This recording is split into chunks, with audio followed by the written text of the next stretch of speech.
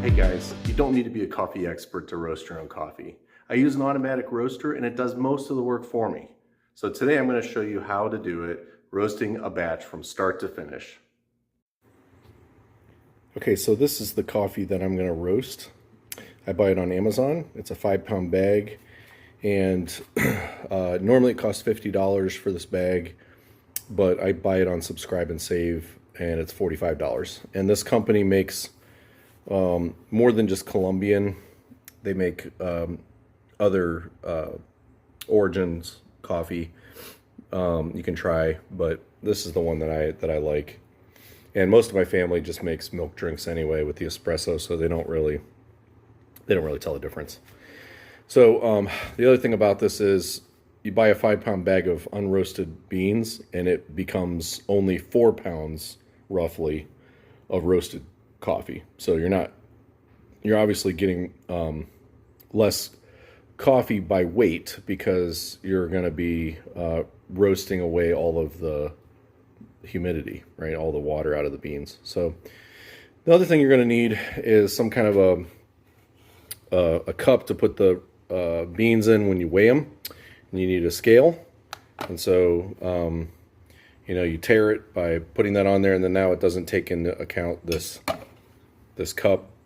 And then when I pour the beans in there, I can get it right to 500 grams, which is what I'm going to be looking for, because my coffee roaster can only do up to 500 grams at one time. So I'm going to go through how to use this particular machine here after I get the beans poured into this measuring cup. So be right back. Okay, so I've got 500 grams here, and now we're going to turn on the machine. It might be a little noisy, but you just hold down this button here, and I'll put a link to the in the description for this machine. You can buy it on Amazon. It's about $500 when I bought it. Not sure what they're going for right now. I get no money from the company for recommending this machine. It is a consumer grade machine. It isn't meant for doing batch after batch after batch of coffee because you're gonna try to sell it or something. I believe the instructions say don't do any more than 3 back-to-back roasts, because the machine gets very, very hot and it will ruin the circuitry. So let me walk you through what this one is. And again, I'll put a link in the description so you can see what model it is, but it's probably made in China. What you do is you pour the beans into the hopper right here. You slide this metal thing out. This gets very hot when the machine is running, so you gotta be careful. Right now it's cold, but you pour them in here. This machine will have to preheat first, which I will show you that in a minute. This is a little spoon you can twist and pull out, and then you can see the color of the beans as they're roasting, and then just put it back in there and twist to lock it.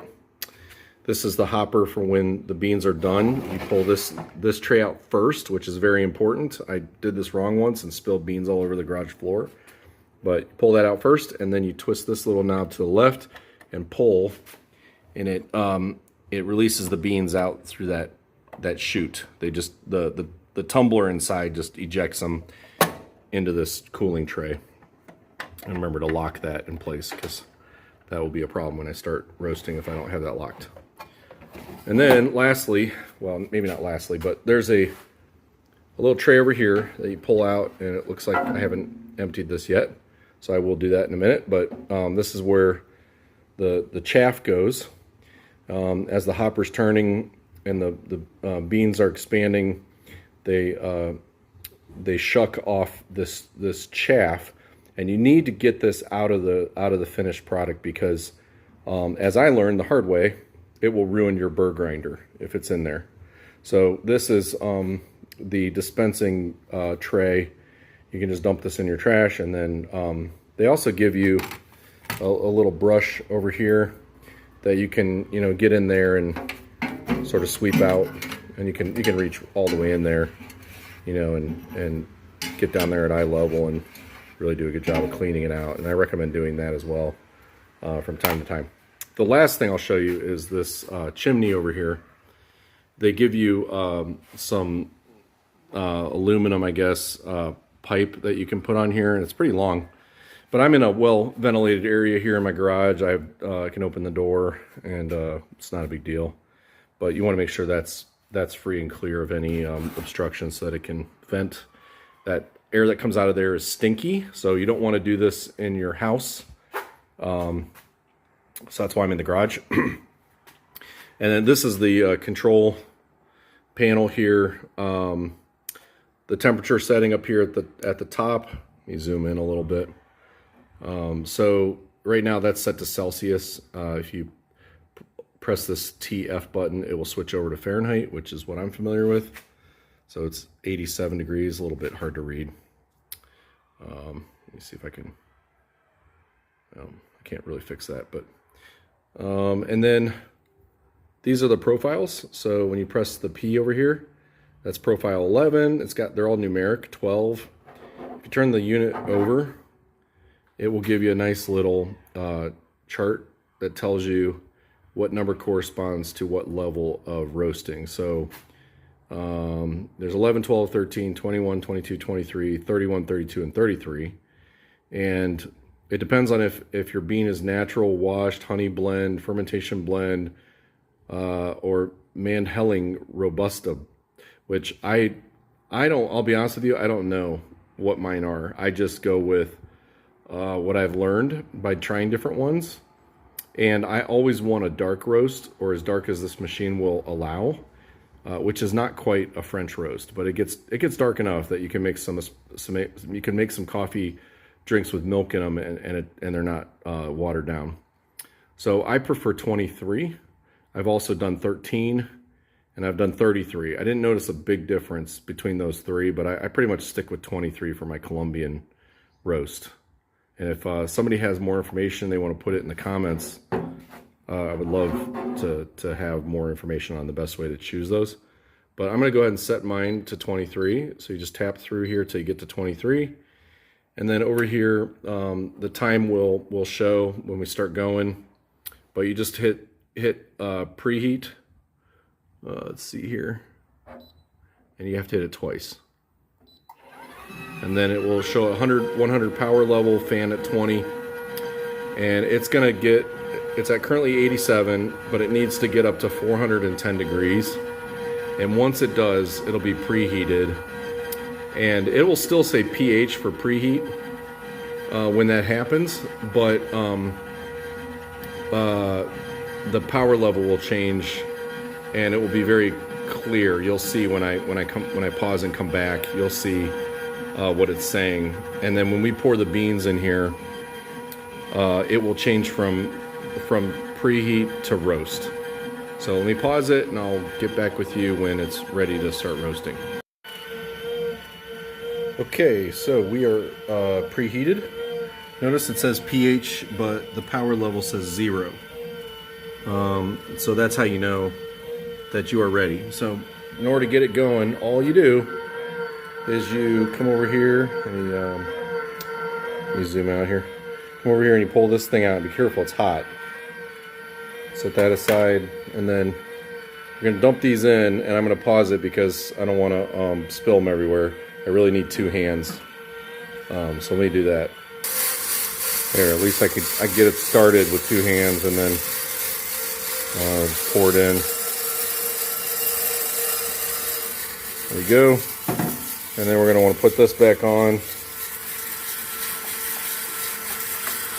All right. Now, the other thing I wanted to mention is the top of this unit is very hot. So you don't want to put your control panel up there. It'll melt. It's made out of plastic. So I have mine sitting over here. It's kind of like old school, tethered by a wire. It's a USB plug in the back there that it's plugged into. Cool thing about this machine is it's pretty much hands off now. I can go in the house and forget about it. It will finish roasting. It'll cool itself down and shut off. So I don't even need to watch it. But I think on some of these roasts, if you don't, after it after it's done, it will turn on the fan higher. It'll set the power to 0, and it will come over here and go to cool. That's what the last little option is there. The last stage, I should say, is cooling. And while it's doing that, it's still pretty warm. And so, you know, you're still roasting, even though it's shutting down. And so, you know, you can prematurely end it. Like if you're pulling this little spoon out and looking at your beans, and you're like, oh man, that's getting really dark. It's going to start getting darker than I really want it to. You can end it prematurely at any time. You just come over here, and I'm not going to do it, but you come over here and you change the P setting to COL. So all those numbered settings are there, but you can actually change it to COL for cooling. And incidentally, while it's roasting, it's all, these numbers are always changing, which I don't know why, but the timer's going, which only, you know, changes by the second, but the P setting changes for some reason. I don't know why. So for this particular roast, it takes a good 20 minutes, if I remember right. So I'm going to pause the video again, look at my watch, and I'll come out here and show you what we do next after it's done. Okay, we'll just check in here. Figured out how to make my phone camera show these numbers a little better. So we're at 13 minutes and 44 seconds. Power is at 50%. The fan's at 70. Again, that 23 is meaningless. It's 347 degrees in the hopper, and we are still roasting. But I wanted to show you when I come over here and I pull that little dosing spoon out, you can see what the coffee looks like right now. So that's what we got so far. It's got some color. I'll show you what an unroasted bean looks like. It's pretty white, but this is not as dark as we want yet. We want it to be quite a bit darker. So let's look over here. This is what a unroasted bean looks like. So they grow in size when they roast, and they get dark, obviously. All right, so we will check back probably when that says, well, probably 10 minutes from now when it says like 24 minutes. Okie doke. It's at 0 and it's already starting to cool. It did that all by itself. I didn't have to change anything. It just went into cooling mode. It's at 19 minutes and 32 seconds. So I'll show you what the beans look like here. They're still in the hopper. It's still hot. So they are technically still roasting a little bit. And my camera doesn't do it justice. They're a little darker than they appear through the camera there, but so put that back in there, and let's go ahead and dump them. And then I have this this old cookie sheet here that I use just for this, so that I can pull them out of here and I can dump them and spread them out, and then they cool a little faster that way. And it also lets me then take this into the house where it can cool off more so. And then, because this thing here does not detach, you can pull it out. I can pick up this, it's not hot, and I can move this into the house, but you know, you can see obviously I can spread out the beans better there. So I'm gonna go ahead and show you what this looks like. And I'm gonna turn this little knob and pull the trap door there. And you want to lift this until you don't hear any more beans come out. And when you finally hear nothing else rolling around in there, then you can put the trap door back. Because if you leave even just one bean in there, next time you roast coffee, it could catch fire. So you want to really make sure that hopper is empty. Okay. All right. So that's all of them. Give this a little bit of a shake. And then we'll... Whoa. Yay. All right, pour them into there. Okay. And I kind of made a mess there because I'm doing it one-handed. But that just shows you it's not super easy to get that out of there. But all I'm going to do now is just sort of, I'm going to use my little serving scoop here and just sort of push them to the corners here, so that try to get them spread out as much as I can. Not a big deal, really. And in the wintertime, I just leave it out here in the garage, and they cool off pretty fast. So now this machine will continue to run. You want it to run as it's cooling off. And you can come over here and you can kind of speed it up by tabbing through the settings. Here, let me change that again so you can see. So if you hit this P, it'll go to cool. And now the fan is at 100 and power's at 0. And you should see the temperature drop faster now. It's at 278 and it's ticking down. One of the ways you can speed it up if you want it to cool off faster is you can take this out so that, you know, more air can get in there. You can pull that tray out, but I leave it in because I want all the chaff to really get out of there and fall down into that tray. Leave this open. If you hold this open, that helps too, but it's not a big deal. You can just let it go, and when it's done, it'll be cool, and it will turn itself off. And then you can, or I could set up another batch right now and just run it right through. If I wanted to, I could come over here and you know, change that program from cool back to whatever it is, 23, and run another batch and just dump more beans right back into the hopper, and it will start again. And it's already preheated, or I guess it's not preheated. It's at 239 right now, but it will get back up to 400 in no time, and then, you know, you can roast another batch. And they just say with this particular machine not to do more than 3 back-to-back batches of coffee. So, all right, I'm going to pause this, and then I'll show you what I do after I've got this cooled. I'll show you how I store it. One other thing I should mention is this coffee is extremely hot right now. I don't want to touch it because my hands aren't washed, but even this pan now is too hot for me to touch. Just from dumping the coffee into there, it heated up the pan to where I can't touch it without a pot holder. So be careful, you know, when you're doing this, because you don't want to get burned. Okay, I'll see you in a little bit. Okay, the beans are actually already cool.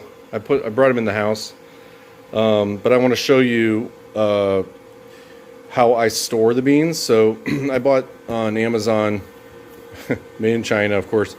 Bought these bags. They're actually only 12-ounce bags,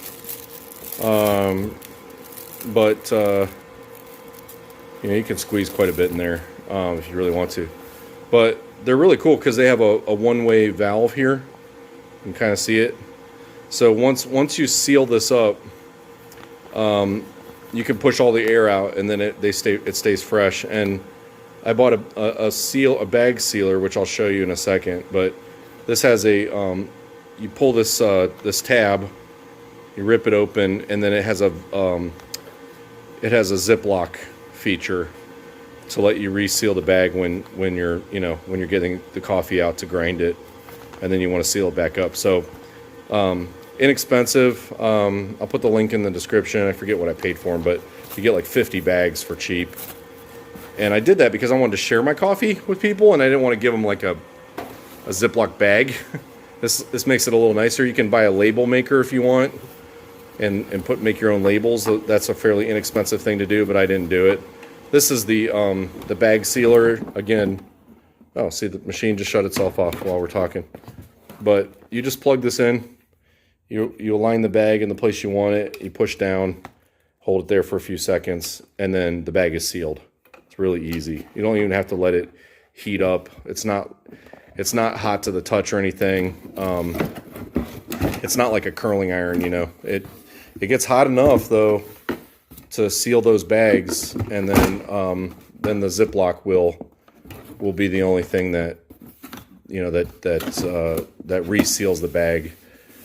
When it's Ziplocked shut, it's airtight because this seals it. So pretty cool. I'll put the link for that. Also, again, I'm not sponsored by either of these companies that make these, but just so you know what I'm using if you want to use the same thing.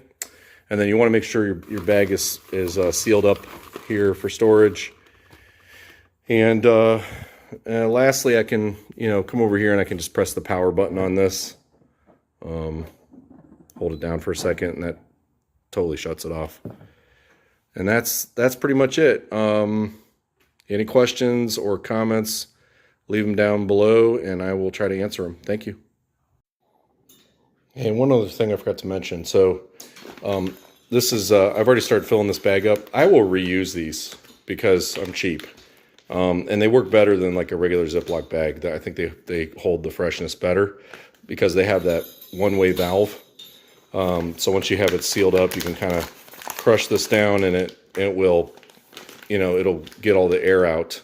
And then the other thing I want to mention is I'm told that right after you roast this coffee, it tastes better if you give it a few days, maybe even a week, for it to finish its process of after it's roasted, it releases some kind of a chemical, and it'll taste better if it's given time to do that. So I don't know if that's true or not, but I've been doing that.